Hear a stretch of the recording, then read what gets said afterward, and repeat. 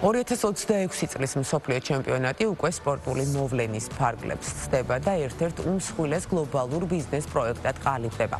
Forbes-ის ინფორმაციით, საერთაშორისო ბრენდები ჩემპიონატის ირგვლივ მრავალ მილიარდიან მარკეტინგულ კამპანიებს ამზადებენ, რათა უზარმაზარი აუდიტორია მომხმარებლად აქციონ.